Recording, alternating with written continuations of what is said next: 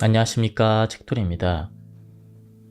오늘 소개해드릴 책은 삶은 덜어낼수록 더 단단해진다입니다. 저자는 이길환, 출판사는 필름입니다. 바로 본문을 보겠습니다.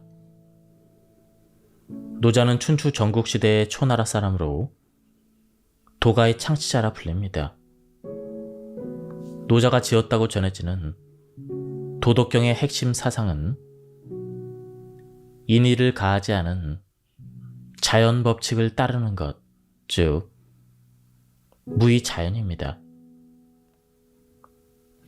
그런데 내달리듯 살아가는 인생에서 억제함을 빼라는 무의자연 사상은 자칫 현실에 안주하라고 종용하는 듯 합니다. 하지만 타고난 본성을 깨닫고 있는 그대로의 자연스러움을 되찾는 일이야말로 온전히 성장할 수 있는 유일한 방법입니다.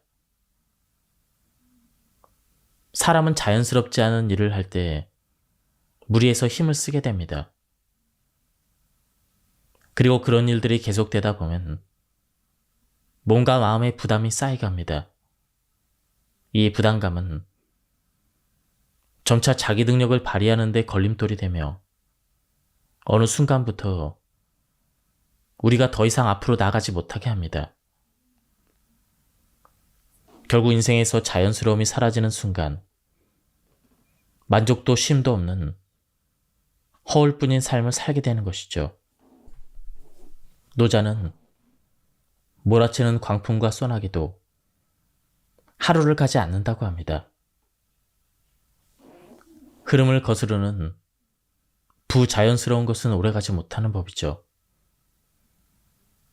그러니 평온한 일생을 유지하려면 삶의 부자연스러운 것들을 덜어내야 합니다. 자연스러운 삶을 위해 가장 먼저 해야 될 일은 자신을 낮추는 일입니다. 노자는 선성약수, 즉 최고의 손은 물과 같다고 했습니다. 물은 위에서 아래로 흘러 가장 낮은 곳에 머뭅니다. 물은 막히는 길을 만나면 애둘러 가거나 잠시 고여 있다가 몸집을 키워 장애물을 넘습니다. 그렇게 물은 아래로 흐릅니다. 물처럼 자신을 가장 낮은 곳에 둬야 마음의 과한 욕심을 덜어낼 수가 있습니다. 만족을 모르는 삶은 남과 자신을 시도 때도 없이 비교하며 허상을 쫓게 만듭니다. 그러다 결국 욕심은 욕망이 되어 일상을 부자연스러운 곳에 넘기고 맙니다. 삶은 예측할 수 없는 것 투성이기 때문에 늘 불안합니다. 하지만 노자는 이런 불안한 삶을 조금 다르게 받아들입니다. 노자가 말하는 자연의 법칙을 받아들이면 지금 불어닥친 광풍은 언젠가 순풍이 되리라는 것을 알게 됩니다. 그렇게 낮아지고 비워낸 마음에 희망을 채우면 됩니다. 인생을 물처럼 유연하게 살 수 있다면 얼마나 좋을까요? 거침없이 내달리면서도 그런 어떤 다툼 없이 흐르는 물처럼 말입니다. 무색무취의 삶을 살아라.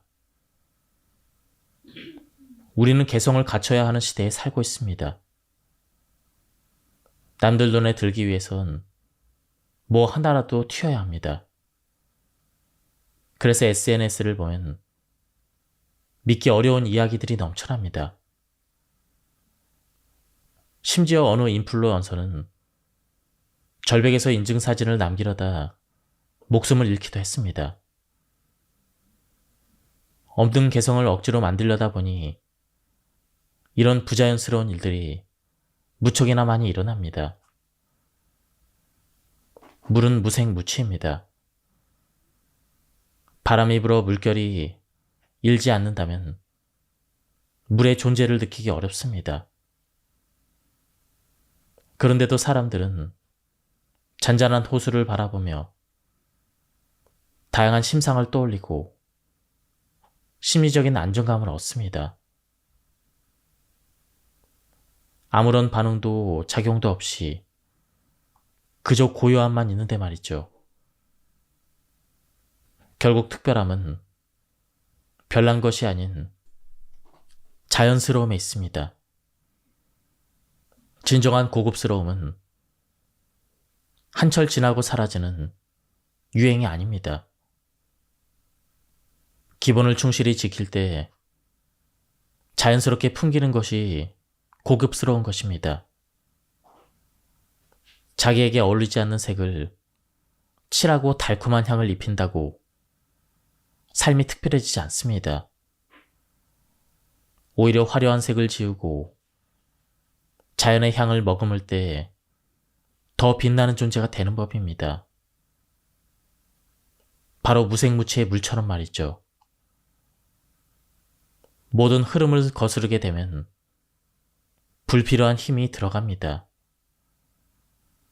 맞바람을 뚫고 가려면 바람을 둥지고 갈 때보다 훨씬 많은 힘이 필요합니다. 물길을 거스를 때도 마찬가지입니다. 물의 흐름을 탈 때보다 몇 배는 수고스럽습니다. 일상에서도 흐름에 벗어난 일을 하게 되면 각종 마찰을 겪게 됩니다. 잘 흘러가던 일도 어우러지고 같이 일하거나 만나는 사람과도 괜히 마찰이 생깁니다. 불필요한 곳에 힘을 쏟다 보니 사소한 다툼도 해결이 쉽지 않습니다. 이처럼 한번 흐름을 거스르기 시작하면 범람하는 하천처럼 물길이 제멋대로 흐트러집니다. 우리는 보통 원하는 결과를 얻지 못할 때 억지를 부리곤 합니다.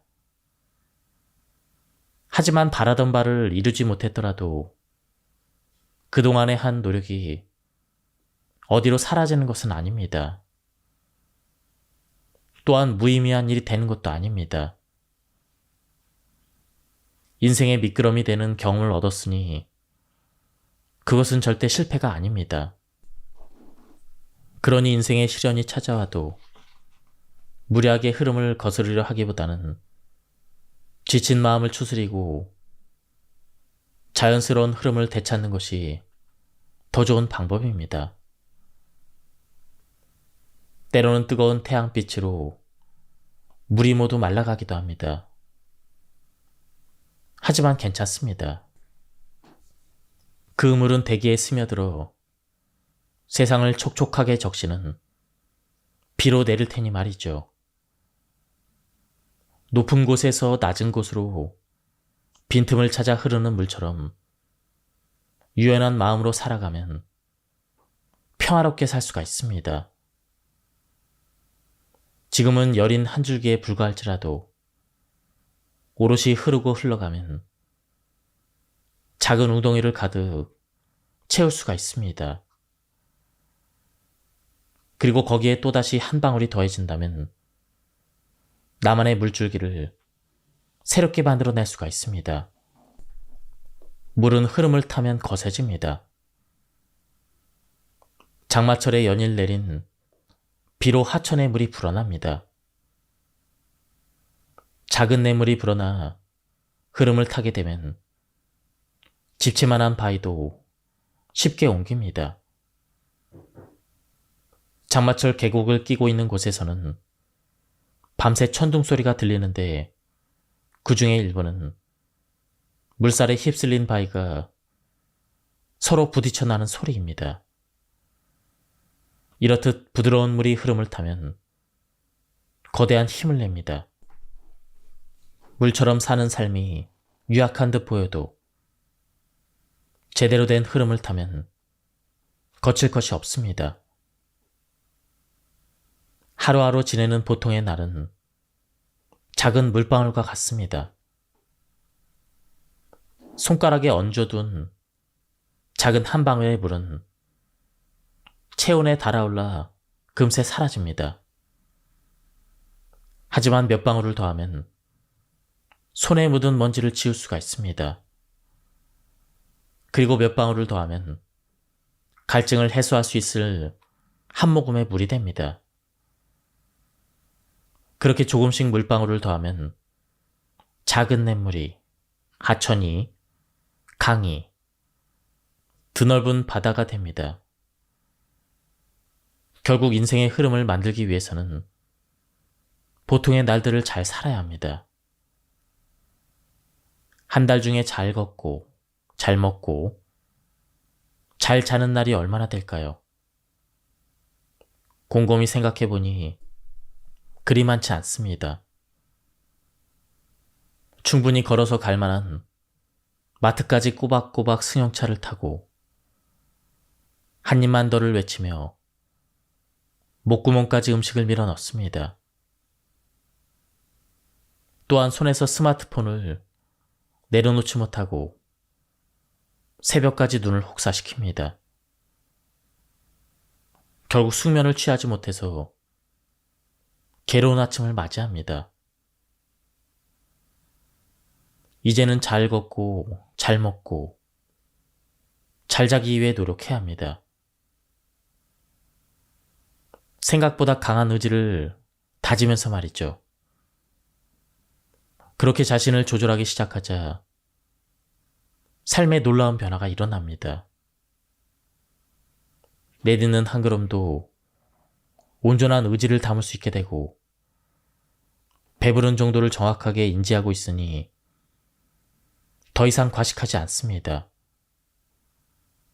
또한 잠자리에 드는 과정은 숙면을 위한 기원제와도 같이 진지해집니다.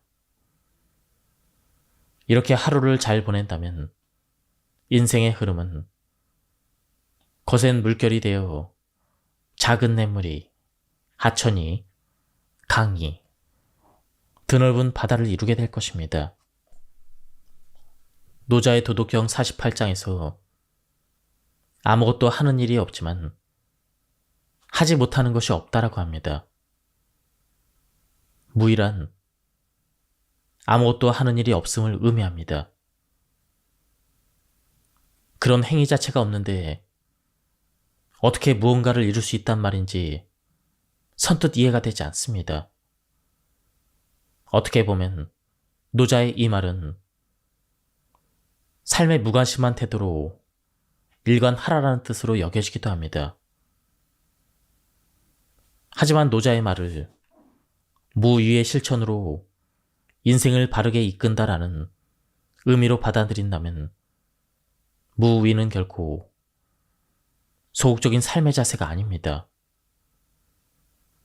한 가지 예를 들어보겠습니다. 평소 남의 말에 참견하기 좋아하는 사람이 있었습니다. 그는 상대방이 말을 마치기 전에 자기의 의견을 덧붙이길 바빴습니다. 말이 많은 사람은 실수가 있는 법. 그 또한 잦은 실언으로 인간관계가 원만하지 않았습니다. 그런데도 그는 자신을 되돌아보기는커녕 또 다른 참견거리를 찾았습니다. 어느 날 주위를 돌아보니 그의 곁에는 아무도 남아있지 않았습니다. 혼자 남은 그는 지난 날을 후회하며 이렇게 말했습니다. 입은 닫고 귀는 열어야 했거늘. 누군가 이 사람에게 참견하기를 멈추라고 당부한다면 과연 그는 그럴 수 있었을까요? 아마 양손으로 입을 틀어막지 않는 한 자기도 모르게 튀어나오는 말을 막지 못했을 것입니다. 그에게 말하지 않는 무의는 절대 쉬운 일이 아닐 것입니다. 만약 그가 지금이라도 참견하고 싶은 마음을 억누르고 말을 아낀다면 그의 삶은 어떻게 흘러갈까요? 지금껏 삐걱거리던 인간관계가 물 흐르듯 자연스러워질 것입니다. 하지 않으면서 하지 못하는 것이 없다라는 것은 바로 이런 의미입니다. 삶이 자연스러움을 거스르는 유의로 흘러갈 때 그 유의를 적극적으로 행하지 않는 것이 바로 무의인 것입니다. 자연스러움을 거스르는 유의를 알아차려라. 삶에서 얻을 수 있는 귀중함은 꼭 무언가를 행하는 것에 반대급부로 구해지는 것이 아닙니다. 때로는 말하지 않고 행동을 하지 않음으로써 자연스럽게 얻어지는 것이죠. 해와 바람이 지나가는 나그네의 옷을 벗길 수 있는지를 두고 내기를 했습니다. 먼저 바람이 나그네의 옷을 날려버리기 위해 호기롭게 돌풍을 일으켰습니다. 하지만 바람이 거셀수록 나그네는 옷깃을 더욱 움켜쥐었습니다. 바람의 도전이 실패한 뒤 태양은 뜨거운 열기를 내뿜기 시작했습니다. 그러자 더위를 견디지 못한 나그네는 옷을 모조리 벗어버렸습니다. 자연스러움을 거스리는 돌풍은 인생에서 버려야 될 유위입니다. 자기를 따르지 않는 자를 손으로 잡아 끈다고 해서 그의 마음마저 얻을 수는 없습니다. 상대가 스스로 움직이겠다는 각오를 다져야만 마음도 함께 움직일 수가 있습니다. 그리고 그 시작은 자연스럽지 못한 일을 하지 않는 무의입니다. 이렇듯 아무것도 하지 않으면서 이뤄내는 무의의 삶은 자연스러움을 찾아가는 과정입니다. 만약 지금 하는 일이 잘 풀리지 않거나 인간 관계에 어려움을 겪고 있다면 지금 당장 하지 않음을 선택해야 합니다. 때로는 너 잘 되려고 한 말이야. 내가 그렇게 행동한 건 이유가 있어서야. 이렇게 생각할 수가 있습니다. 하지만 그 모든 것은 자연스러움을 벗어난 유위임을 깨달아야 합니다. 유위를 버리고 자연스러움을 무위로 드러낼 때 애써 구하지 않아도 얻어지는 것입니다. 노자의 도덕경 제45장에서 크게 이룬 것은 오히려 부족한 듯 하다고 말합니다. 세상에 완벽한 것은 없습니다. 모든 것이 유기적으로 흐르는 자연에서도 영원 불멸의 완벽함이란 존재하지 않습니다. 세상의 만물은 불완전함 속에서 변화를 거듭하며 서로 조화를 이루기 위해 움직일 뿐입니다. 노자가 말하는 큰 성취란 불완전함을 받아들이는 삶의 자세에서 비롯됩니다. 그러니 삶에서 경험하는 불완전함, 즉 실패는 너무나 당연한 일입니다. 지금의 현실을 있는 그대로 받아들이고 변화하기 위해 노력할 때 노자가 말하는 큰 성취를 이룰 수가 있습니다. 인생에는 성공만 있을 수는 없습니다. 누구나 크든 작든 실패를 경험합니다. 그런데 삶에서 중요한 것은 실패하지 않는 것이 아니라 넘어져도 다시 일어날 수 있는 의지를 다지는 일입니다. 변화를 받아들이는 자세. 일에서든 인간관계에서든 실패라는 성적표를 받게 되면 지난 과정을 곱씹게 됩니다.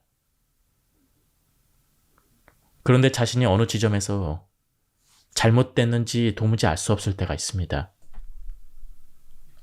한 개인이 모든 상황을 통제할 수 없기 때문에 원인을 찾아낸들 결과는 쉽게 바뀌지 않습니다. 실패한 상황에 매몰될수록 자책하는 시간이 길어질 뿐입니다. 그래서 한시라도 빨리 상황을 털고 일어나는 것이 중요합니다. 그런데 그냥 잊고 새로 시작하자. 네 잘못이 아니야. 정말 어쩔 수 없는 상황이었잖아. 다음에 잘하면 되지. 이런 주변 사람들의 위로는 전혀 힘이 되지 않습니다. 오직 자기 의지로 각오를 다질 때 시련을 딛고 일어설 수가 있습니다. 이때 중요한 것은 변화를 받아들이는 자세입니다. 세상에 완벽한 것은 없습니다. 대자연도 완전함이 불완전함으로, 불완전함이 완전함으로 변하는 순환의 고리를 따릅니다. 그러니 인생에서 마주한 실패는 영원한 시련이 아닙니다. 오히려 언제든 성취로 이어질 수 있는 인생의 보고인 것입니다. 이러한 이치를 깨닫게 된다면 더 이상 실패를 두려워할 이유가 없습니다. 노자가 말한 큰 성공을 이루기 위해서는 오히려 부족해야 하기 때문입니다. 아주 오래전 라디오 공익 광고에 나온 이야기를 하나 소개하겠습니다. 한 남자가 공원을 지나는데 마침 어린 학생들이 편을 나눠서 야구 시합을 하고 있었습니다. 경기 내용이 궁금했던 남자는 수비 중인 학생에게 점수를 물었습니다. 학생이 대답을 했습니다. 지금 우리 팀이 10대 0으로 지고 있어요. 이런, 경기에 지게 생겼구나. 남자는 학생에게 안타까운 마음을 전하며 말했습니다. 그러자 학생은 고개를 갸우뚱하더니 대답했습니다. 무슨 말씀이세요? 우리 팀은 아직 한 번도 공격을 하지 않았는걸요? 동네 야구에서 10점 차이는 패배를 확정지을 만큼 큰 점수 차이가 아니었습니다. 남자는 그 말을 듣고 지고 있는 팀의 학생들을 둘러봤습니다. 과연 그 누구의 표정에도 좌절감을 엿볼 수 없었습니다. 10대 0으로 지고 있더라도 당신에게는 최소 한 번 이상의 공격 기회가 남아 있습니다. 다음 기회가 없다고 단정 짓는 것은 변화의 가능성을 스스로 일축해버리는 일입니다.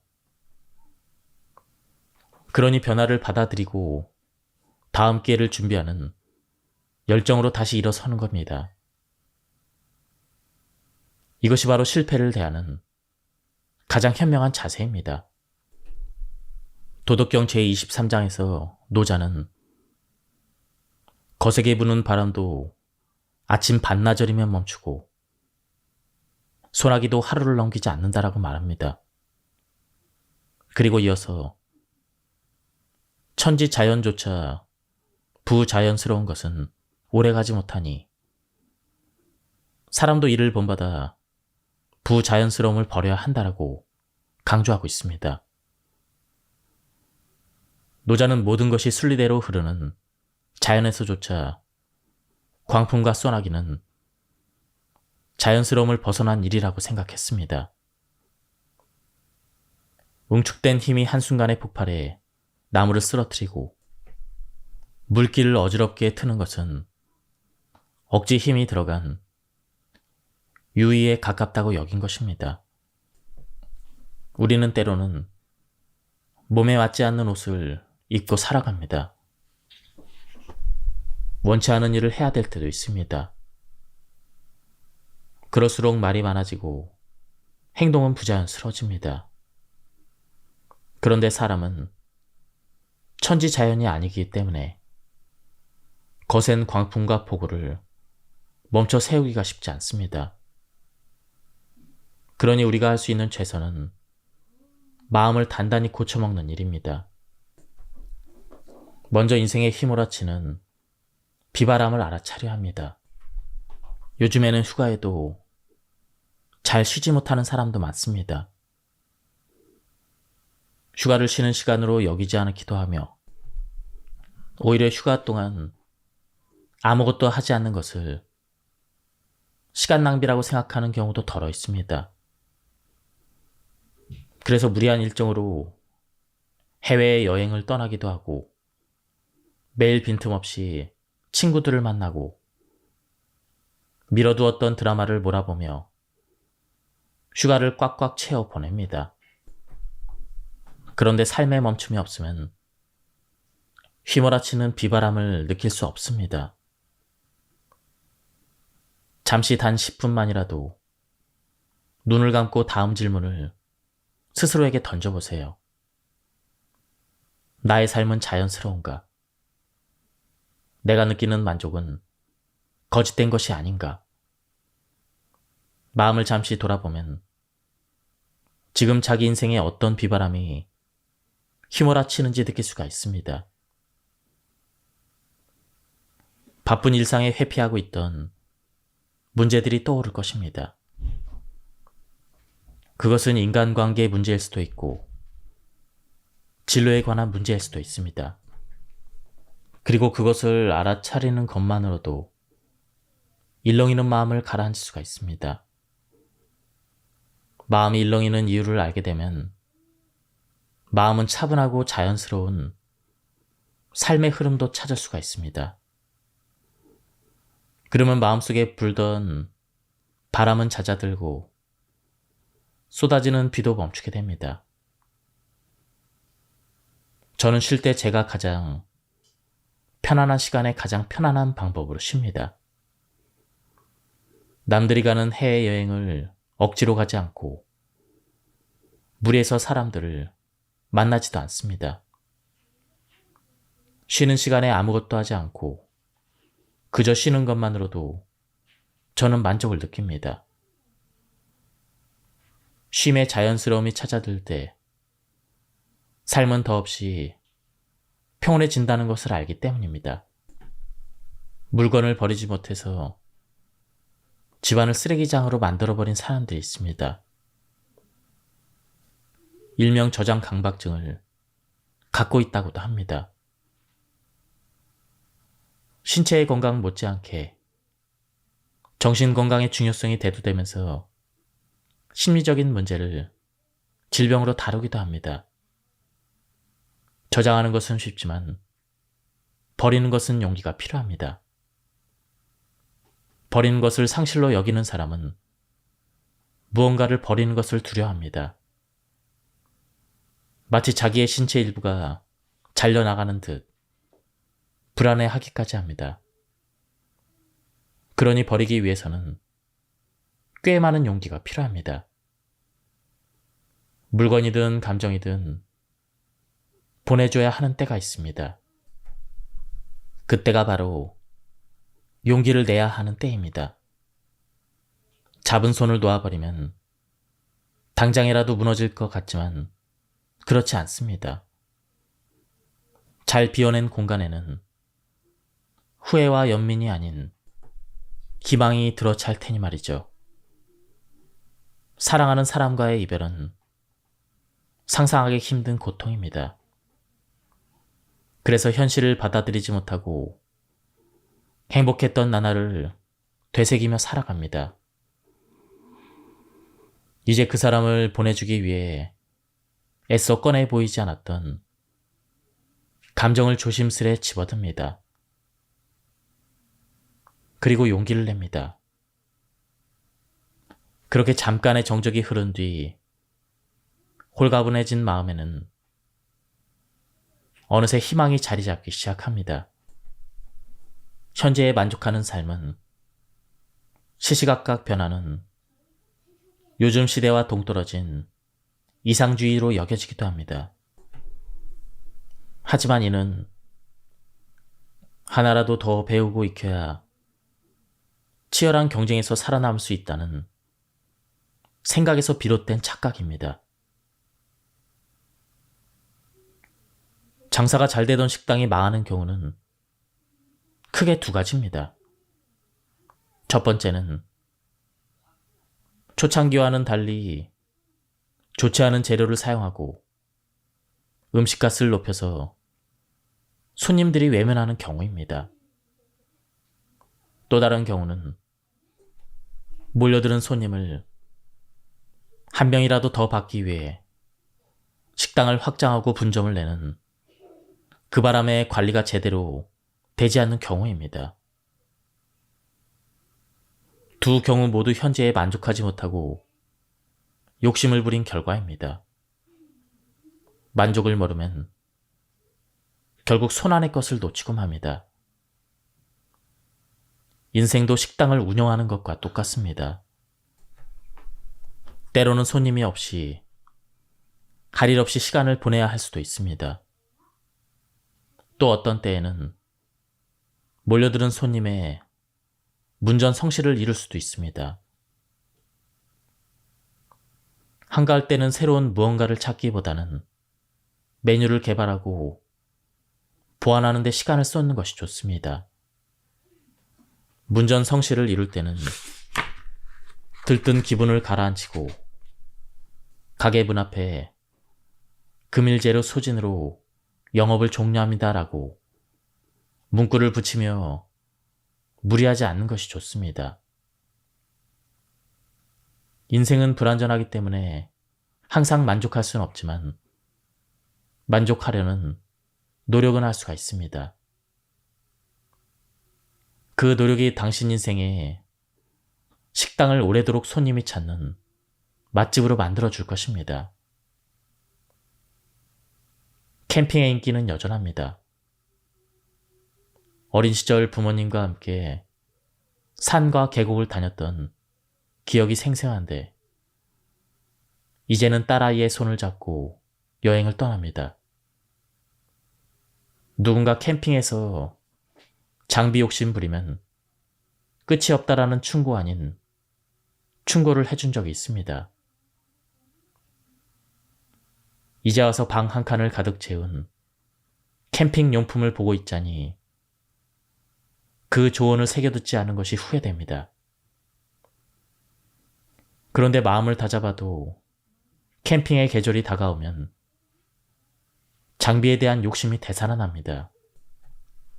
누군가의 베이지색 가스버너가 거센 비바람에도 끄떡없는 것 같은 신형 텐트가 심지어 설거지할 수 있는 간이 수정까지 욕심은 끝을 모르고 이어갑니다. 잠시 눈을 감고 캠핑을 시작한 이유를 되새깁니다. 제가 캠핑을 시작한 이유는 하루가 다르게 커가는 아이와의 소중한 추억을 만들기 위함이라는 것을 다시 깨닫습니다. 그렇게 초심을 되찾자 불편한 것 하나 없는 현재에 만족하게 됩니다. 그리고 가벼운 여행을 위해서 어지럽게 쌓여있는 짐 하나 둘을 덜어내기 시작합니다. 긍정의 기운을 풍기는 사람이 있습니다. 그런 분위기는 굳이 말로 표현하지 않아도 마음에서 마음으로 전해집니다. 그런데 이익만을 탐해서는 주변에 좋은 기운을 전하기 어렵습니다. 때로는 자기 손안의 것을 나누고 한 발 뒤로 물러서 양보할 줄 알아야 합니다. 11월 11일을 가래떡 데이라고 지정해서 특별한 행사를 진행하는 지역이 있습니다. 111m의 가래떡을 뽑고 참여한 사람들에게 가래떡을 나눠주는 행사인데 때로는 웃지 못할 일이 발생하기도 합니다. 길게 이어진 테이블 양옆으로 사람들이 늘어서서 뽑아져 나오는 가래떡을 조금씩 옆으로 옮깁니다. 그런데 가래떡이 모두 뽑아져 나오기 전에 누군가가 손을 뻗어 가래떡을 한 움큼 쥐어뜯습니다. 그러자 너나 할 것 없이 가래떡을 뜯어서 챙기기 시작합니다. 행사 작은 순식간에 아수라장이 되금합니다. 욕심의 불씨가 번져나가 사람들을 집어 삼켜버린 것입니다. 뒤늦게 정신을 차린 사람들은 주머니 속에 묵혀놓은 가래떡이 한 사람이 다 먹지 못할 만큼 많다는 것을 깨달았습니다. 생각 없이 살다가는 옆 사람의 욕심이 나에게 전해집니다. 그리고 자기 마음에 피어난 욕심은 또 다른 누군가에게로 전해집니다.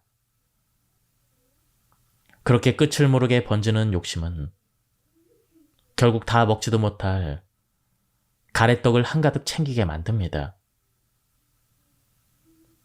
만약 무언가를 갖고 싶다는 마음이 든다면 혹시 그 마음이 누군가로부터 번진 욕심은 아닌지 잘 들여다 봐야 합니다.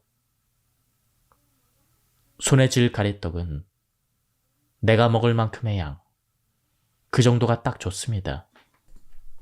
노자는 아름다움은 추함이 있게 존재하고 긴 것은 짧은 것에 빗대어 존재하며 높은 것은 낮은 것이 있기 때문에 존재한다고 보았습니다. 화와 복도 이와 같은 이치인 것입니다. 그러니 한 사람의 삶에는 절대적 불행도 절대적 행복도 없다는 것을 깨달아야 합니다. 예전 TV에서 이런 내용의 프로그램이 있었습니다. 가난한 젊은 남자가 있었습니다. 제대로 먹고 자고 입지 못했던 그는 악착같이 돈을 모으기 시작했습니다. 그의 소원은 오로지 부자가 되는 것이었습니다. 돈만 있으면 지금의 고통은 모두 사라지리라 생각했습니다. 시간이 지나 어느 정도 돈이 모이자 그는 작은 식당 하나를 열었습니다. 남자는 식당을 성실하게 운영했습니다. 새로운 메뉴를 개발하고 손님들의 작은 의견에도 귀를 기울였습니다. 그렇게 조금씩 입소문을 타기 시작하자 식당에는 손님이 넘쳐났습니다. 남자는 늘어나는 수입에 행복했습니다.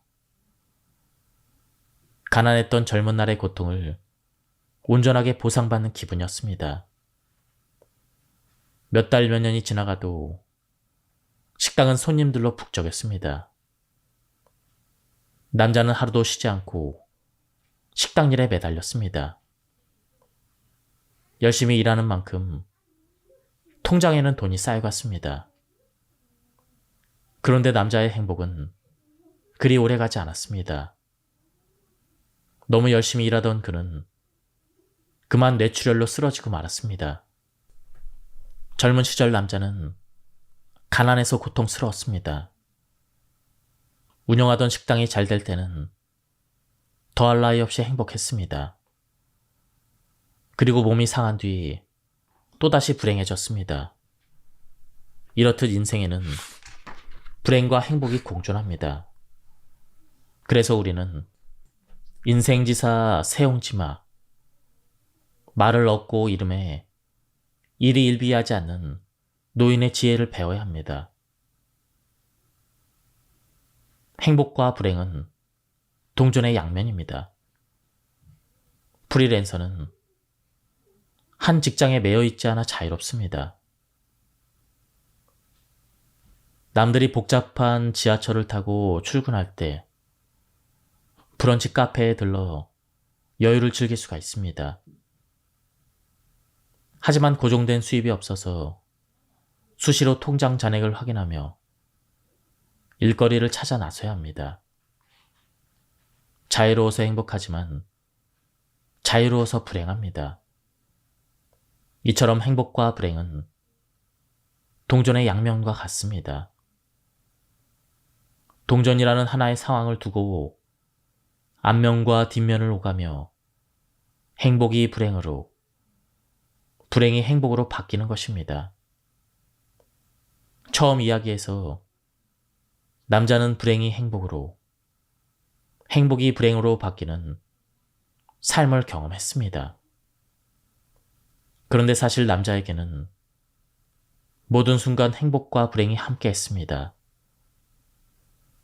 상황마다 동전을 어떤 면으로 두는가에 따라 삶은 행복이 되기도 하고 불행이 되기도 하는 것입니다. 다시 이야기 속의 남자의 일생을 되돌아봅시다.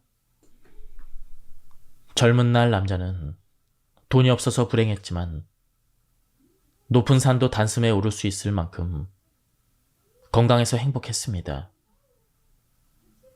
장사가 잘 될 땐 많은 돈을 만질 수 있어서 행복했지만 주변의 소중한 사람을 챙길 수 없어서 불행했습니다. 힘든 재활 치료를 이어갈 때는 예전의 모습으로 돌아가지 못할 거라는 불안감에 고통스러웠지만 생애 처음으로 가족과 진솔한 대화를 나눌 수 있어서 행복했습니다. 고통으로 점철된 불행한 삶에도 반드시 행복이 있습니다. 불행을 행복으로 바꾸는 일은 엄지와 검지를 들어 동전을 뒤집는 일입니다. 동전을 절대로 뒤집을 수 없다고 여기는 그 마음이 가벼운 동전을 천근처럼 느껴지게 만드는 것입니다. 당신의 행복과 불행이 새겨진 동전은 자기 의지로 언제든 뒤집을 수 있음을 깨달아야 합니다. 그렇습니다. 자기 손에 쥐어진 동전을 뒤집을 수 있는 사람은 오로지 자신뿐입니다. 지금까지 이 책에 대한 리뷰를 모두 마쳤습니다.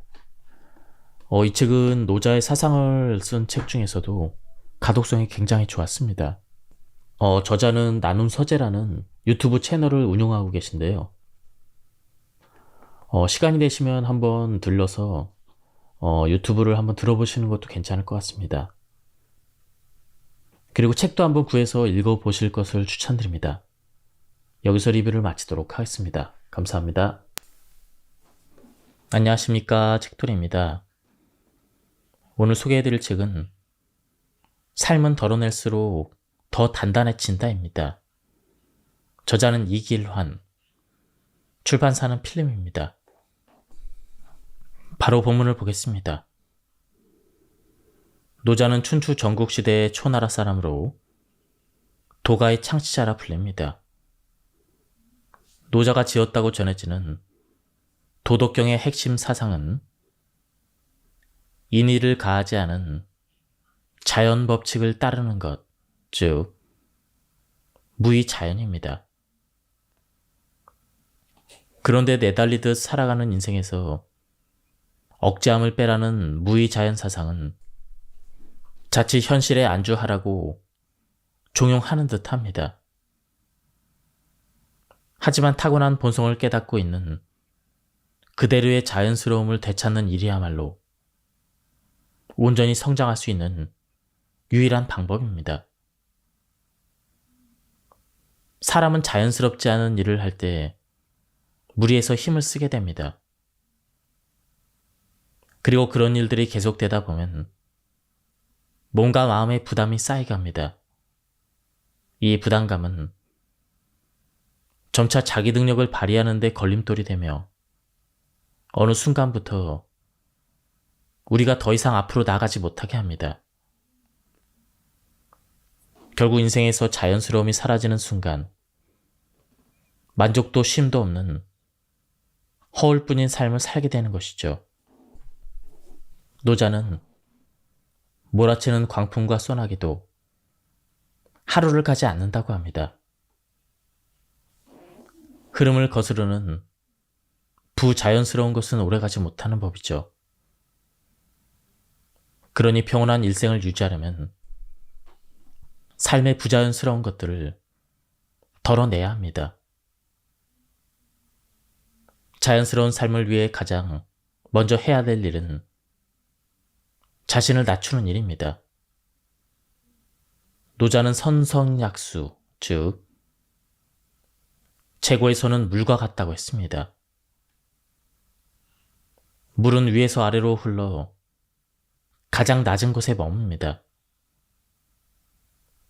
물은 막히는 길을 만나면 애들러 가거나 잠시 고여 있다가 몸집을 키워 장애물을 넘습니다.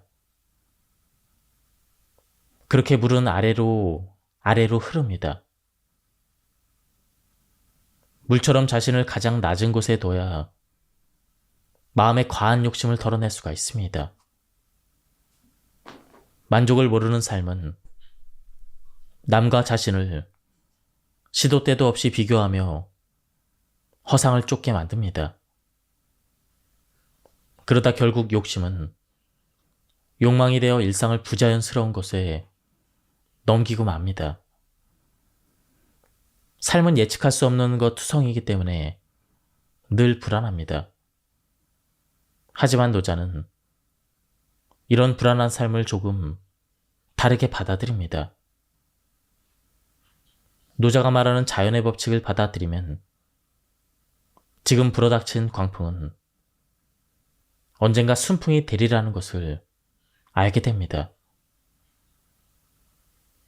그렇게 낮아지고 비워낸 마음에 희망을 채우면 됩니다. 인생을 물처럼 유연하게 살 수 있다면 얼마나 좋을까요?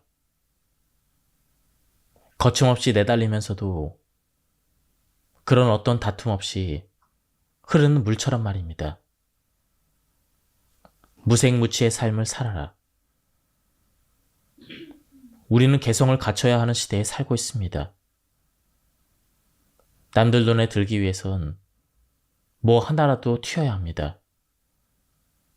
그래서 SNS를 보면 믿기 어려운 이야기들이 넘쳐납니다. 심지어 어느 인플루언서는 절벽에서 인증사진을 남기려다 목숨을 잃기도 했습니다.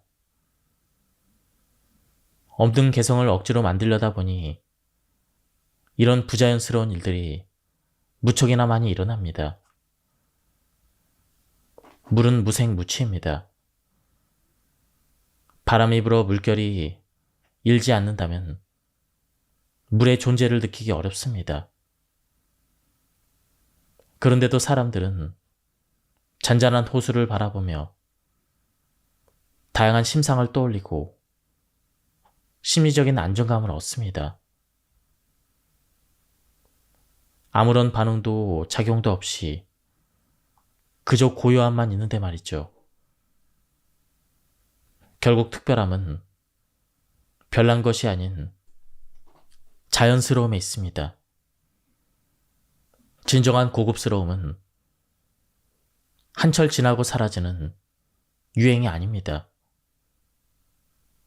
기본을 충실히 지킬 때 자연스럽게 풍기는 것이 고급스러운 것입니다.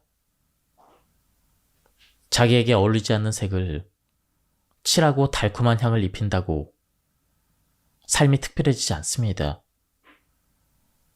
오히려 화려한 색을 지우고 자연의 향을 머금을 때 더 빛나는 존재가 되는 법입니다. 바로 무색무취의 물처럼 말이죠. 모든 흐름을 거스르게 되면 불필요한 힘이 들어갑니다. 맞바람을 뚫고 가려면 바람을 등지고 갈 때보다 훨씬 많은 힘이 필요합니다. 물길을 거스를 때도 마찬가지입니다. 물의 흐름을 탈 때보다 몇 배는 수고스럽습니다. 일상에서도 흐름에 벗어난 일을 하게 되면 각종 마찰을 겪게 됩니다. 잘 흘러가던 일도 어우러지고 같이 일하거나 만나는 사람과도 괜히 마찰이 생깁니다. 불필요한 곳에 힘을 쏟다 보니 사소한 다툼도 해결이 쉽지 않습니다. 이처럼 한번 흐름을 거스르기 시작하면 범람하는 하천처럼 물길이 제멋대로 흐트러집니다. 우리는 보통 원하는 결과를 얻지 못할 때 억지를 부리곤 합니다. 하지만 바라던 바를 이루지 못했더라도 그동안의 한 노력이 어디로 사라지는 것은 아닙니다. 또한 무의미한 일이 되는 것도 아닙니다. 인생의 미끄럼이 되는 경험을 얻었으니 그것은 절대 실패가 아닙니다. 그러니 인생의 시련이 찾아와도 무리하게 흐름을 거스르려 하기보다는 지친 마음을 추스리고 자연스러운 흐름을 되찾는 것이 더 좋은 방법입니다. 때로는 뜨거운 태양빛으로 물이 모두 말라가기도 합니다. 하지만 괜찮습니다. 그 물은 대기에 스며들어 세상을 촉촉하게 적시는 비로 내릴 테니 말이죠. 높은 곳에서 낮은 곳으로 빈틈을 찾아 흐르는 물처럼 유연한 마음으로 살아가면 평화롭게 살 수가 있습니다. 지금은 여린 한 줄기에 불과할지라도 오롯이 흐르고 흘러가면 작은 웅덩이를 가득 채울 수가 있습니다. 그리고 거기에 또다시 한 방울이 더해진다면 나만의 물줄기를 새롭게 만들어낼 수가 있습니다. 물은 흐름을 타면 거세집니다. 장마철에 연일 내린 비로 하천의 물이 불어납니다. 작은 냇물이 불어나 흐름을 타게 되면 집채만한 바위도 쉽게 옮깁니다.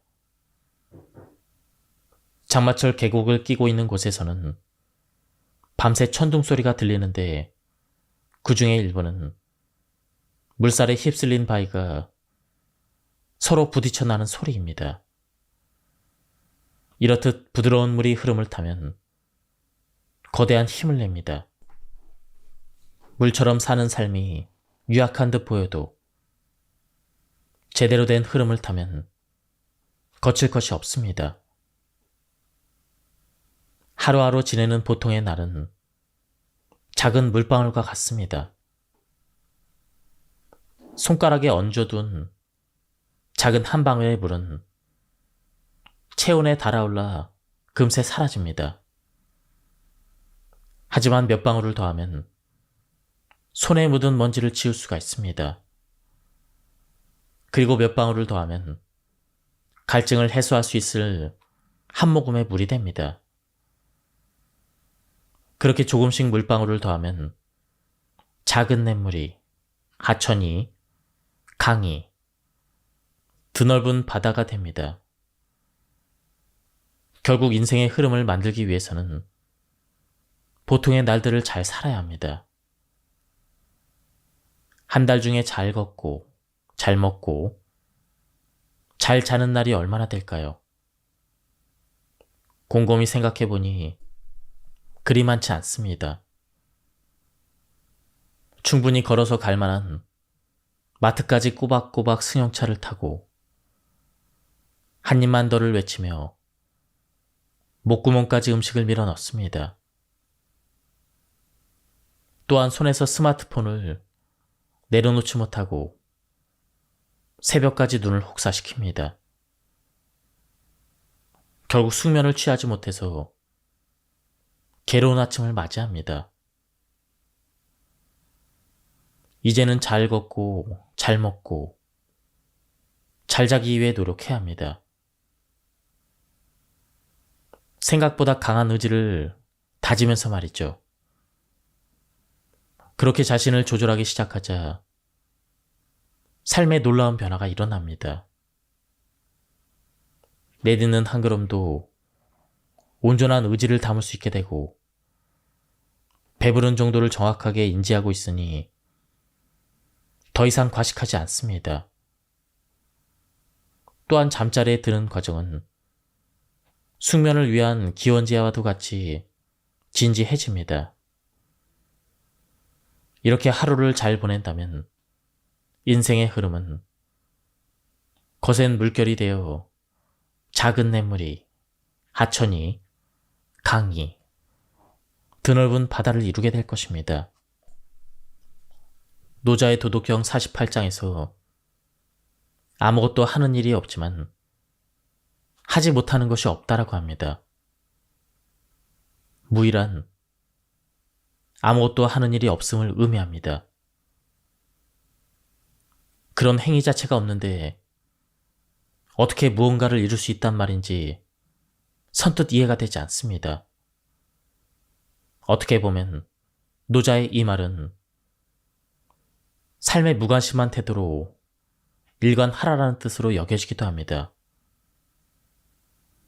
하지만 노자의 말을 무위의 실천으로 인생을 바르게 이끈다라는 의미로 받아들인다면 무위는 결코 소극적인 삶의 자세가 아닙니다. 한 가지 예를 들어보겠습니다. 평소 남의 말에 참견하기 좋아하는 사람이 있었습니다. 그는 상대방이 말을 마치기 전에 자기의 의견을 덧붙이길 바빴습니다. 말이 많은 사람은 실수가 있는 법. 그 또한 잦은 실언으로 인간관계가 원만하지 않았습니다. 그런데도 그는 자신을 되돌아보기는커녕 또 다른 참견거리를 찾았습니다. 어느 날 주위를 돌아보니 그의 곁에는 아무도 남아있지 않았습니다. 혼자 남은 그는 지난 날을 후회하며 이렇게 말했습니다. 입은 닫고 귀는 열어야 했거늘. 누군가 이 사람에게 참견하기를 멈추라고 당부한다면 과연 그는 그럴 수 있었을까요? 아마 양손으로 입을 틀어막지 않는 한 자기도 모르게 튀어나오는 말을 막지 못했을 것입니다. 그에게 말하지 않는 무의는 절대 쉬운 일이 아닐 것입니다. 만약 그가 지금이라도 참견하고 싶은 마음을 억누르고 말을 아낀다면 그의 삶은 어떻게 흘러갈까요? 지금껏 삐걱거리던 인간관계가 물 흐르듯 자연스러워질 것입니다. 하지 않으면서 하지 못하는 것이 없다라는 것은 바로 이런 의미입니다. 삶이 자연스러움을 거스르는 유의로 흘러갈 때 그 유의를 적극적으로 행하지 않는 것이 바로 무의인 것입니다. 자연스러움을 거스르는 유의를 알아차려라. 삶에서 얻을 수 있는 귀중함은 꼭 무언가를 행하는 것에 반대 급부로 구해지는 것이 아닙니다. 때로는 말하지 않고 행동을 하지 않음으로써 자연스럽게 얻어지는 것이죠. 해와 바람이 지나가는 나그네의 옷을 벗길 수 있는지를 두고 내기를 했습니다. 먼저 바람이 나그네의 옷을 날려버리기 위해 호기롭게 돌풍을 일으켰습니다. 하지만 바람이 거셀수록 나그네는 옷깃을 더욱 움켜쥐었습니다. 바람의 도전이 실패한 뒤 태양은 뜨거운 열기를 내뿜기 시작했습니다. 그러자 더위를 견디지 못한 나그네는 옷을 모조리 벗어버렸습니다. 자연스러움을 거스리는 돌풍은 인생에서 버려야 될 유위입니다. 자기를 따르지 않는 자를 손으로 잡아 끈다고 해서 그의 마음마저 얻을 수는 없습니다. 상대가 스스로 움직이겠다는 각오를 다져야만 마음도 함께 움직일 수가 있습니다. 그리고 그 시작은 자연스럽지 못한 일을 하지 않는 무의입니다. 이렇듯 아무것도 하지 않으면서 이뤄내는 무의의 삶은 자연스러움을 찾아가는 과정입니다. 만약 지금 하는 일이 잘 풀리지 않거나 인간관계에 어려움을 겪고 있다면 지금 당장 하지 않음을 선택해야 합니다. 때로는 너 잘 되려고 한 말이야. 내가 그렇게 행동한 건 이유가 있어서야. 이렇게 생각할 수가 있습니다. 하지만 그 모든 것은 자연스러움을 벗어난 유위임을 깨달아야 합니다. 유위를 버리고 자연스러움을 무위로 드러낼 때 애써 구하지 않아도 얻어지는 것입니다. 노자의 도덕경 제45장에서 크게 이룬 것은 오히려 부족한 듯 하다고 말합니다. 세상에 완벽한 것은 없습니다. 모든 것이 유기적으로 흐르는 자연에서도 영원 불멸의 완벽함이란 존재하지 않습니다. 세상의 만물은 불완전함 속에서 변화를 거듭하며 서로 조화를 이루기 위해 움직일 뿐입니다. 노자가 말하는 큰 성취란 불완전함을 받아들이는 삶의 자세에서 비롯됩니다. 그러니 삶에서 경험하는 불완전함, 즉 실패는 너무나 당연한 일입니다. 지금의 현실을 있는 그대로 받아들이고 변화하기 위해 노력할 때 노자가 말하는 큰 성취를 이룰 수가 있습니다. 인생에는 성공만 있을 수는 없습니다. 누구나 크든 작든 실패를 경험합니다. 그런데 삶에서 중요한 것은 실패하지 않는 것이 아니라 넘어져도 다시 일어날 수 있는 의지를 다지는 일입니다. 변화를 받아들이는 자세. 일에서든 인간관계에서든 실패라는 성적표를 받게 되면 지난 과정을 곱씹게 됩니다. 그런데 자신이 어느 지점에서 잘못됐는지 도무지 알 수 없을 때가 있습니다.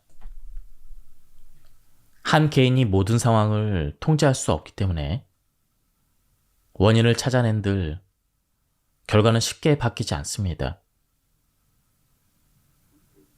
실패한 상황에 매몰될수록 자책하는 시간이 길어질 뿐입니다. 그래서 한시라도 빨리 상황을 털고 일어나는 것이 중요합니다. 그런데 그냥 잊고 새로 시작하자. 네 잘못이 아니야. 정말 어쩔 수 없는 상황이었잖아. 다음에 잘하면 되지. 이런 주변 사람들의 위로는 전혀 힘이 되지 않습니다. 오직 자기 의지로 각오를 다질 때 시련을 딛고 일어설 수가 있습니다. 이때 중요한 것은 변화를 받아들이는 자세입니다. 세상에 완벽한 것은 없습니다. 대자연도 완전함이 불완전함으로, 불완전함이 완전함으로 변하는 순환의 고리를 따릅니다. 그러니 인생에서 마주한 실패는 영원한 시련이 아닙니다. 오히려 언제든 성취로 이어질 수 있는 인생의 보고인 것입니다. 이러한 이치를 깨닫게 된다면 더 이상 실패를 두려워할 이유가 없습니다. 노자가 말한 큰 성공을 이루기 위해서는 오히려 부족해야 하기 때문입니다. 아주 오래전 라디오 공익 광고에 나온 이야기를 하나 소개하겠습니다. 한 남자가 공원을 지나는데 마침 어린 학생들이 편을 나눠서 야구 시합을 하고 있었습니다. 경기 내용이 궁금했던 남자는 수비 중인 학생에게 점수를 물었습니다. 학생이 대답을 했습니다. 지금 우리 팀이 10대 0으로 지고 있어요. 이런, 경기에 지게 생겼구나. 남자는 학생에게 안타까운 마음을 전하며 말했습니다. 그러자 학생은 고개를 갸우뚱하더니 대답했습니다. 무슨 말씀이세요? 우리 팀은 아직 한 번도 공격을 하지 않았는걸요? 동네 야구에서 10점 차이는 패배를 확정지을 만큼 큰 점수 차이가 아니었습니다. 남자는 그 말을 듣고 지고 있는 팀의 학생들을 둘러봤습니다. 과연 그 누구의 표정에도 좌절감을 엿볼 수 없었습니다. 10대 0으로 지고 있더라도 당신에게는 최소 한 번 이상의 공격 기회가 남아 있습니다. 다음 기회가 없다고 단정 짓는 것은 변화의 가능성을 스스로 일축해 버리는 일입니다. 그러니 변화를 받아들이고 다음 기회를 준비하는 열정으로 다시 일어서는 겁니다. 이것이 바로 실패를 대하는 가장 현명한 자세입니다. 도덕경 제23장에서 노자는 거세게 부는 바람도 아침 반나절이면 멈추고 소나기도 하루를 넘기지 않는다라고 말합니다. 그리고 이어서 천지 자연조차 부자연스러운 것은 오래가지 못하니 사람도 이를 본받아 부자연스러움을 버려야 한다라고 강조하고 있습니다. 노자는 모든 것이 순리대로 흐르는 자연에서조차 광풍과 소나기는 자연스러움을 벗어난 일이라고 생각했습니다. 응축된 힘이 한순간에 폭발해 나무를 쓰러뜨리고 물길을 어지럽게 트는 것은 억지 힘이 들어간 유의에 가깝다고 여긴 것입니다. 우리는 때로는 몸에 맞지 않는 옷을 입고 살아갑니다. 원치 않은 일을 해야 될 때도 있습니다. 그럴수록 말이 많아지고 행동은 부자연스러워집니다. 그런데 사람은 천지자연이 아니기 때문에 거센 광풍과 폭우를 멈춰 세우기가 쉽지 않습니다. 그러니 우리가 할 수 있는 최선은 마음을 단단히 고쳐먹는 일입니다. 먼저 인생에 휘몰아치는 비바람을 알아차려야 합니다. 요즘에는 휴가에도 잘 쉬지 못하는 사람도 많습니다. 휴가를 쉬는 시간으로 여기지 않기도 하며 오히려 휴가 동안 아무것도 하지 않는 것을 시간 낭비라고 생각하는 경우도 덜어 있습니다. 그래서 무리한 일정으로 해외에 여행을 떠나기도 하고 매일 빈틈없이 친구들을 만나고 미뤄두었던 드라마를 몰아보며 휴가를 꽉꽉 채워 보냅니다. 그런데 삶에 멈춤이 없으면 휘몰아치는 비바람을 느낄 수 없습니다. 잠시 단 10분만이라도 눈을 감고 다음 질문을 스스로에게 던져보세요. 나의 삶은 자연스러운가? 내가 느끼는 만족은 거짓된 것이 아닌가? 마음을 잠시 돌아보면 지금 자기 인생에 어떤 비바람이 휘몰아치는지 느낄 수가 있습니다. 바쁜 일상에 회피하고 있던 문제들이 떠오를 것입니다. 그것은 인간관계의 문제일 수도 있고 진로에 관한 문제일 수도 있습니다. 그리고 그것을 알아차리는 것만으로도 일렁이는 마음을 가라앉힐 수가 있습니다. 마음이 일렁이는 이유를 알게 되면 마음은 차분하고 자연스러운 삶의 흐름도 찾을 수가 있습니다. 그러면 마음속에 불던 바람은 잦아들고 쏟아지는 비도 멈추게 됩니다. 저는 쉴 때 제가 가장 편안한 시간에 가장 편안한 방법으로 쉽니다. 남들이 가는 해외여행을 억지로 가지 않고 무리해서 사람들을 만나지도 않습니다. 쉬는 시간에 아무것도 하지 않고 그저 쉬는 것만으로도 저는 만족을 느낍니다. 쉼의 자연스러움이 찾아들 때 삶은 더없이 평온해진다는 것을 알기 때문입니다. 물건을 버리지 못해서 집안을 쓰레기장으로 만들어버린 사람들이 있습니다. 일명 저장 강박증을 갖고 있다고도 합니다. 신체의 건강 못지않게 정신 건강의 중요성이 대두되면서 심리적인 문제를 질병으로 다루기도 합니다. 저장하는 것은 쉽지만 버리는 것은 용기가 필요합니다. 버리는 것을 상실로 여기는 사람은 무언가를 버리는 것을 두려워합니다.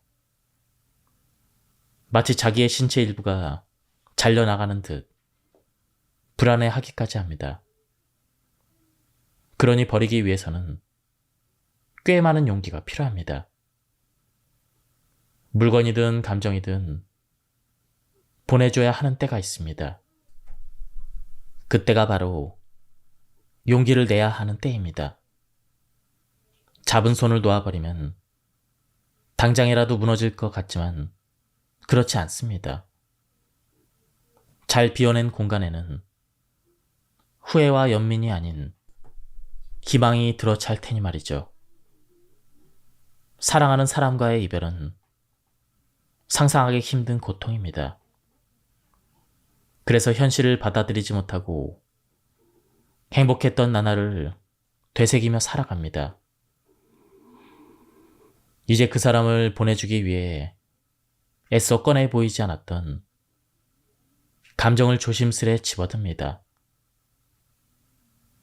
그리고 용기를 냅니다. 그렇게 잠깐의 정적이 흐른 뒤 홀가분해진 마음에는 어느새 희망이 자리 잡기 시작합니다. 현재에 만족하는 삶은 시시각각 변하는 요즘 시대와 동떨어진 이상주의로 여겨지기도 합니다. 하지만 이는 하나라도 더 배우고 익혀야 치열한 경쟁에서 살아남을 수 있다는 생각에서 비롯된 착각입니다. 장사가 잘 되던 식당이 망하는 경우는 크게 두 가지입니다. 첫 번째는 초창기와는 달리 좋지 않은 재료를 사용하고 음식값을 높여서 손님들이 외면하는 경우입니다.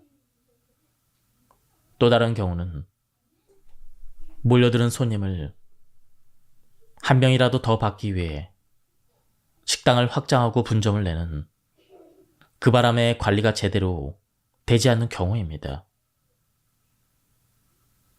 두 경우 모두 현재에 만족하지 못하고 욕심을 부린 결과입니다. 만족을 모르면 결국 손안의 것을 놓치고 맙니다. 인생도 식당을 운영하는 것과 똑같습니다. 때로는 손님이 없이 할 일 없이 시간을 보내야 할 수도 있습니다. 또 어떤 때에는 몰려드는 손님의 문전성시를 이룰 수도 있습니다. 한가할 때는 새로운 무언가를 찾기보다는 메뉴를 개발하고 보완하는 데 시간을 쏟는 것이 좋습니다.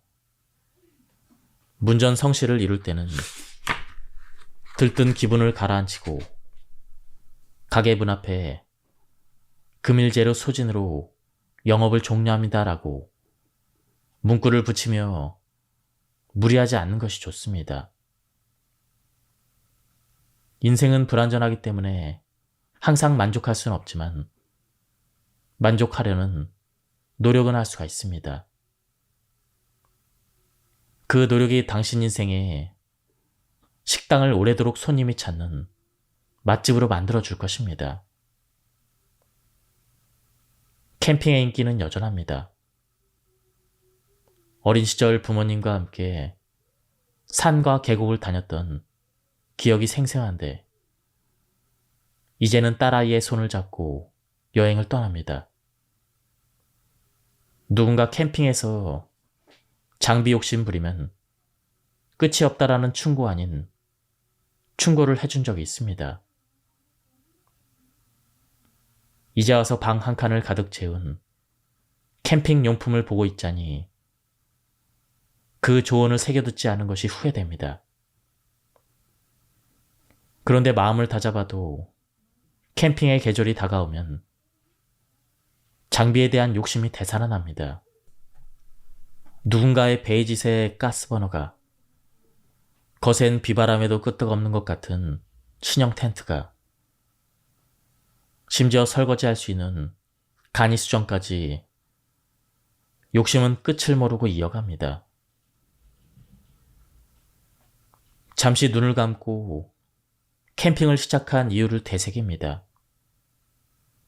제가 캠핑을 시작한 이유는 하루가 다르게 커가는 아이와의 소중한 추억을 만들기 위함이라는 것을 다시 깨닫습니다. 그렇게 초심을 되찾자 불편한 것 하나 없는 현재에 만족하게 됩니다. 그리고 가벼운 여행을 위해서 어지럽게 쌓여있는 짐 하나 둘을 덜어내기 시작합니다. 긍정의 기운을 풍기는 사람이 있습니다. 그런 분위기는 굳이 말로 표현하지 않아도 마음에서 마음으로 전해집니다. 그런데 이익만을 탐해서는 주변에 좋은 기운을 전하기 어렵습니다. 때로는 자기 손안의 것을 나누고 한 발 뒤로 물러서 양보할 줄 알아야 합니다. 11월 11일을 가래떡 데이라고 지정해서 특별한 행사를 진행하는 지역이 있습니다. 111m의 가래떡을 뽑고 참여한 사람들에게 가래떡을 나눠주는 행사인데 때로는 웃지 못할 일이 발생하기도 합니다. 길게 이어진 테이블 양옆으로 사람들이 늘어서서 뽑아져 나오는 가래떡을 조금씩 옆으로 옮깁니다. 그런데 가래떡이 모두 뽑아져 나오기 전에 누군가가 손을 뻗어 가래떡을 한 움큼 쥐어뜯습니다. 그러자 너나 할 것 없이 가래떡을 뜯어서 챙기기 시작합니다. 행사장은 순식간에 아수라장이 대금합니다. 욕심의 불씨가 번져나가 사람들을 집어 삼켜버린 것입니다. 뒤늦게 정신을 차린 사람들은 주머니 속에 묵혀놓은 가래떡이 한 사람이 다 먹지 못할 만큼 많다는 것을 깨달았습니다. 생각 없이 살다가는 옆 사람의 욕심이 나에게 전해집니다. 그리고 자기 마음에 피어난 욕심은 또 다른 누군가에게로 전해집니다. 그렇게 끝을 모르게 번지는 욕심은 결국 다 먹지도 못할 가래떡을 한가득 챙기게 만듭니다. 만약 무언가를 갖고 싶다는 마음이 든다면 혹시 그 마음이 누군가로부터 번진 욕심은 아닌지 잘 들여다 봐야 합니다. 손에 쥘 가래떡은 내가 먹을 만큼의 양, 그 정도가 딱 좋습니다. 노자는 아름다움은 추함이 있게 존재하고 긴 것은 짧은 것에 빗대어 존재하며 높은 것은 낮은 것이 있기 때문에 존재한다고 보았습니다.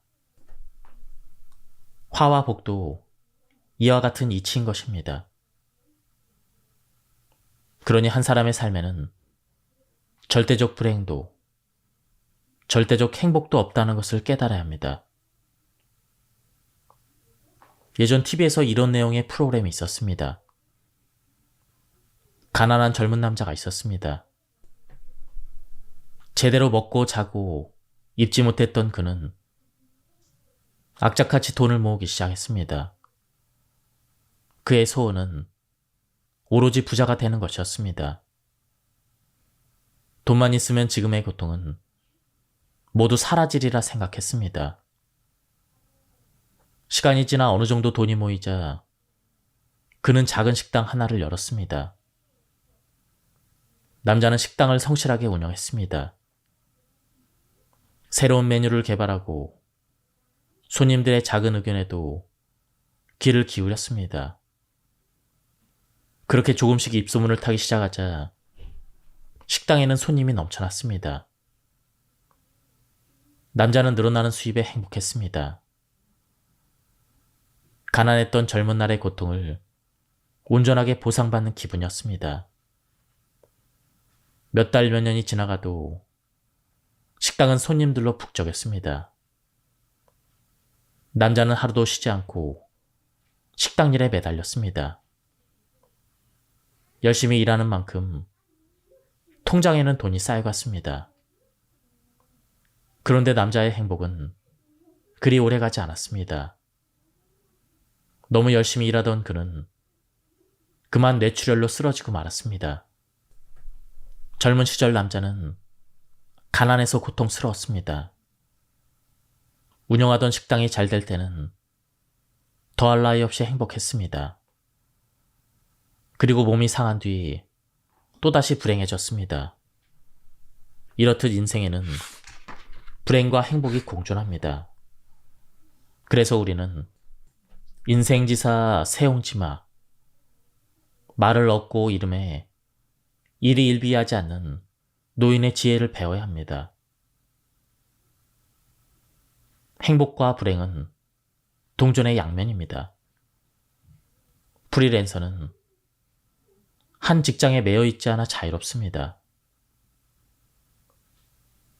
남들이 복잡한 지하철을 타고 출근할 때 브런치 카페에 들러 여유를 즐길 수가 있습니다.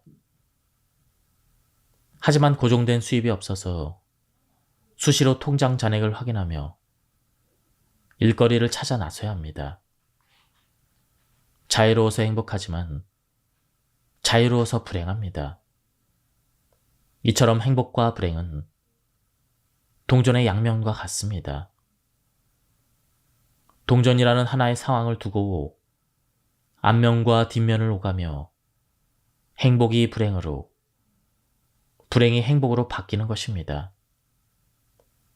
처음 이야기에서 남자는 불행이 행복으로, 행복이 불행으로 바뀌는 삶을 경험했습니다. 그런데 사실 남자에게는 모든 순간 행복과 불행이 함께 했습니다.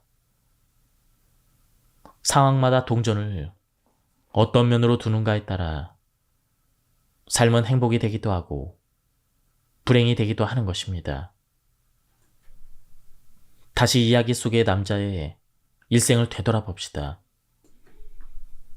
젊은 날 남자는 돈이 없어서 불행했지만 높은 산도 단숨에 오를 수 있을 만큼 건강해서 행복했습니다. 장사가 잘 될 땐 많은 돈을 만질 수 있어서 행복했지만 주변의 소중한 사람을 챙길 수 없어서 불행했습니다. 힘든 재활 치료를 이어갈 때는 예전의 모습으로 돌아가지 못할 거라는 불안감에 고통스러웠지만 생애 처음으로 가족과 진솔한 대화를 나눌 수 있어서 행복했습니다. 고통으로 점철된 불행한 삶에도 반드시 행복이 있습니다. 불행을 행복으로 바꾸는 일은 엄지와 검지를 들어 동전을 뒤집는 일입니다. 동전을 절대로 뒤집을 수 없다고 여기는 그 마음이 가벼운 동전을 천근처럼 느껴지게 만드는 것입니다. 당신의 행복과 불행이 새겨진 동전은 자기 의지로 언제든 뒤집을 수 있음을 깨달아야 합니다. 그렇습니다. 자기 손에 쥐어진 동전을 뒤집을 수 있는 사람은 오로지 자신뿐입니다. 지금까지 이 책에 대한 리뷰를 모두 마쳤습니다. 이 책은 노자의 사상을 쓴 책 중에서도 가독성이 굉장히 좋았습니다. 저자는 나눔 서재라는 유튜브 채널을 운영하고 계신데요. 시간이 되시면 한번 들러서 유튜브를 한번 들어보시는 것도 괜찮을 것 같습니다. 그리고 책도 한번 구해서 읽어보실 것을 추천드립니다. 여기서 리뷰를 마치도록 하겠습니다. 감사합니다.